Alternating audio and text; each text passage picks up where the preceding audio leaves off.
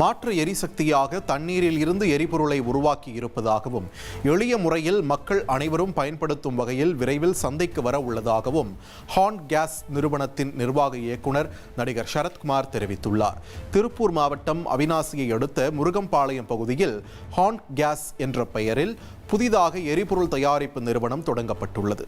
இந்நிறுவனத்தைச் சேர்ந்த விஞ்ஞானி ராமலிங்கம் கார்த்திக் என்பவர் தண்ணீரில் இருந்து ஹைட்ரஜனை பிரித்தெடுத்து அதை எரிபொருளாக மாற்றியுள்ளார்.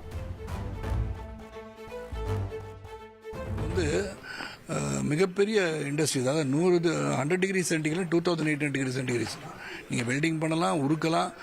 பெரிய பெரிய ஃபர்னேஸ், பெரிய பெரிய அதிகமான மரங்களை சாய்த்து வெட்டி சாய்த்து மரங்களை பயன்படுத்துகின்ற இண்டஸ்ட்ரி எல்லாமே இதை யூஸ் பண்ணலாம்.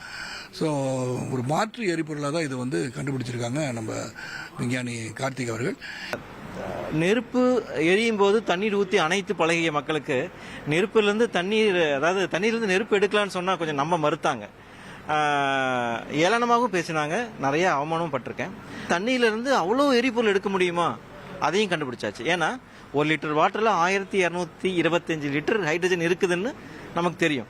அதை ஃபியூலாக கன்வெர்ட் பண்ணியாச்சு. மூன்றாவது, ஹைட்ரஜன் எரியும் போது கண்ணுக்கு தெரியாது, ஹியூமன் கண்ணுக்கு தெரியாது. அதற்கு ஹியூமன் கண்ணுக்கு தெரிகிற மாதிரி அதுக்கு சுவாலை கலர் கொடுத்துருக்கேன்.